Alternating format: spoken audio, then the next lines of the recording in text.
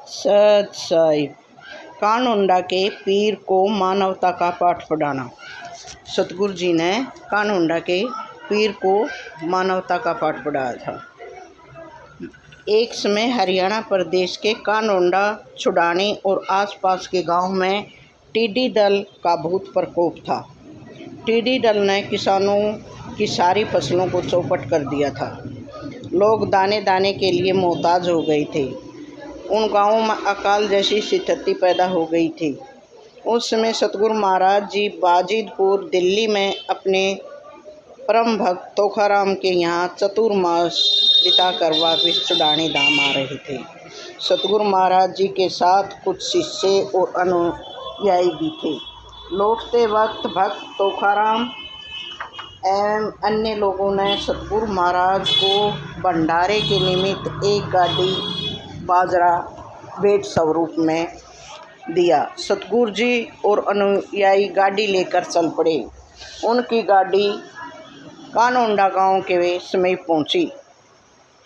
तभी वहां के मुखिया साहब राय ने गाड़ी को रुकवा लिया और अपने साथियों से बाजरा लूटने के लिए कहा। वे सभी अन्न के बिना भूख से बेहाल थे। उनका विरोध करने के लिए सतगुरु जी के अनुयायी आगे आए। तब सतगुरु महाराज जी ने अनुयायियों को पीछे करके बाजरा लूटने वालों से मधुर आवाज़ में कहा, ठहरो, तुम्हारे बाजरा लूटने से गांव के दूसरे लोगों का पेट नहीं भर पाएगा।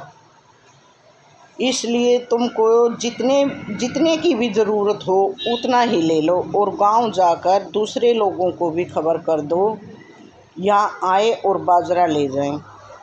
सतगुरु महाराज की बात सुनकर साहब राय ने सोचा, ये कैसा महात्मा है जो स्वयं ही अपना सामान लुटवा देना चाहता है।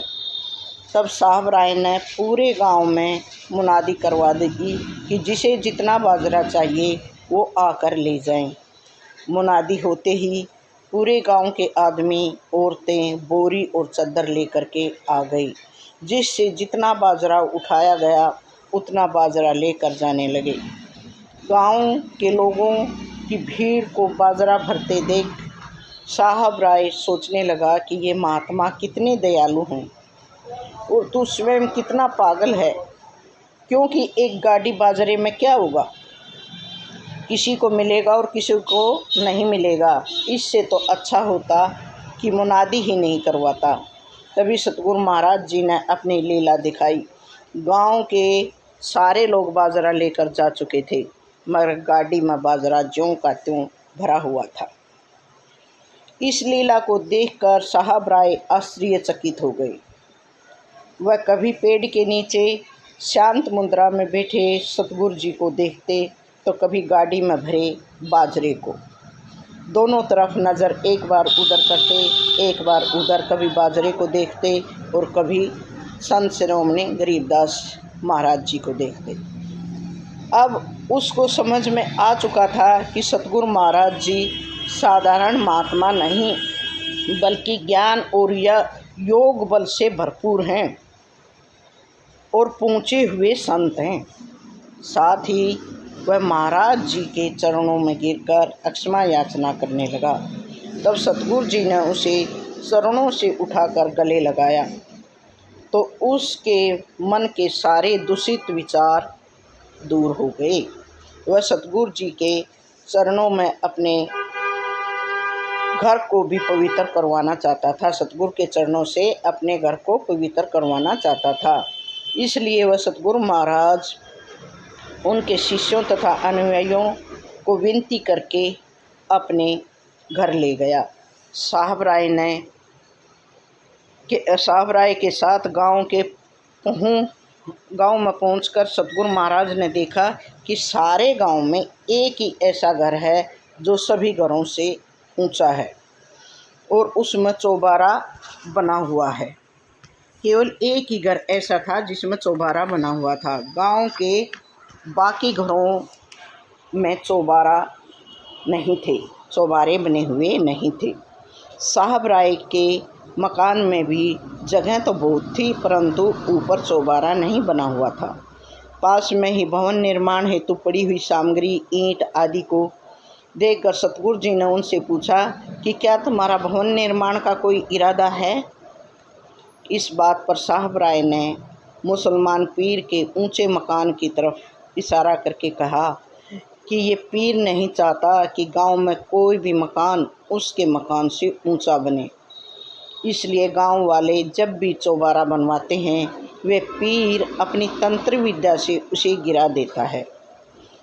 इसी डर से मैंने भी अपने मकान में चौबारा नहीं बनवाया। साहब राय की बात सुनकर सतगुरु महाराज ने कहा कि तुम चौबारा बनवाना शुरू कर दो, तुम चिंता मत करो, तुम्हारा चौबारा नहीं गिरेगा। इतना कहकर सतगुरु महाराज जी अनुयायियों सहित छुड़ानी धाम में आ गए। उधर कानोंडा गांव में साहब राय ने अपने मकान में चौबारा बनवाना शुरू कर दिया, क्योंकि वह सतगुरु जी की महिमा को देख वह समझ चुका था। उधर पीर ने जब उसके मकान में चौबारा बनते देखा तो गुस्से में भर गया।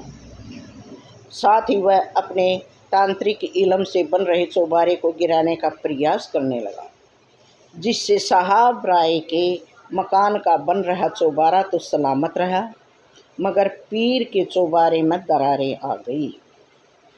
इस अनहोनी से पीर थोड़ी देर के लिए विचलित हो गया। उसने दरारों को ठीक कराने के लिए राजमिस्त्रियों को लगा दिया। वह चाहता था कि साहब राय के मकान का चौबारा बनने से पहले ही उसके मकान का चौबारा ठीक हो जाए, मगर ऐसा नहीं हुआ, बल्कि पीर के चौबारे की दरारें और भी ज़्यादा बढ़ गई। तब तक साहब राय के मकान का चौबारा बन करके तैयार हो गया। उसकी दरारें बिल्कुल थोड़ी सी भी कम नहीं बल्कि ज़्यादा हो गई और साहब राय का चौबारा बन करके कंप्लीट हो गया, जिसे देखकर पीर खुद को रोक नहीं सका और चौबारा तैयार करने का इलम पूछने साहब राय के पास पहुंच गया। जवाब में साहब राय ने कहा कि उसने कोई इलम नहीं किया, क्योंकि उसे इलम करना आता ही नहीं।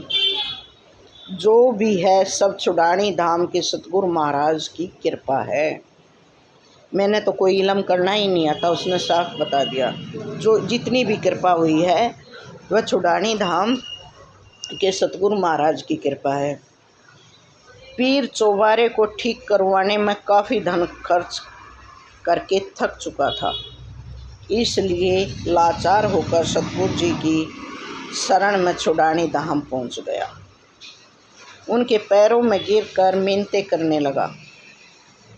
तब सतगुरु महाराज ने कहा कि कर भला होवे भला।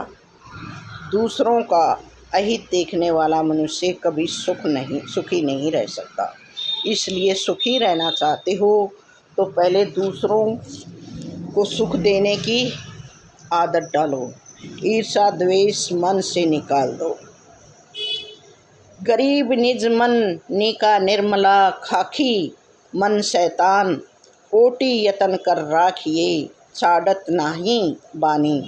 गरीब नूरी मन से मिल रहो, खाखी बड़ा बखील, सतगुर हेला देत है, क्यों कीजे शिष्य ढील। गरीब खाखी रोड़ा बाट का, नूरी निर्गुण नूर, इस उसमें बहु अंतरा, खाखी में रहो दूर, खाखी से रहो दूर। सतगुरु महाराज की वाणी के उपदेशों से पीर के मन में ईर्ष्या द्वेष आदि सारे विकार दूर हो गए। उसने आप जी को सिर झुकाया और कभी किसी को दुख नहीं पहुंचाऊंगा ऐसी प्रतिज्ञा करके वापस चला आया। गांव पहुंचकर उसने देखा कि उसके मकान का चौबारा पहले की तरह ही ठीक हो चुका था। ये देखकर उसकी खुशी का ठिकाना नहीं रहा और सतगुरु जी का मन ही मन शुक्रिया अदा करने लगा कि भाई मैं ऐसे संत मिले कि मेरे सारे मन के विकारों को मिटा दिया। इसलिए उन्होंने संत शिरोमणि गरीबदास महाराज जी का मन में बहुत ज़्यादा शुक्रिया अदा किया। सत साहिब, सत साहिब।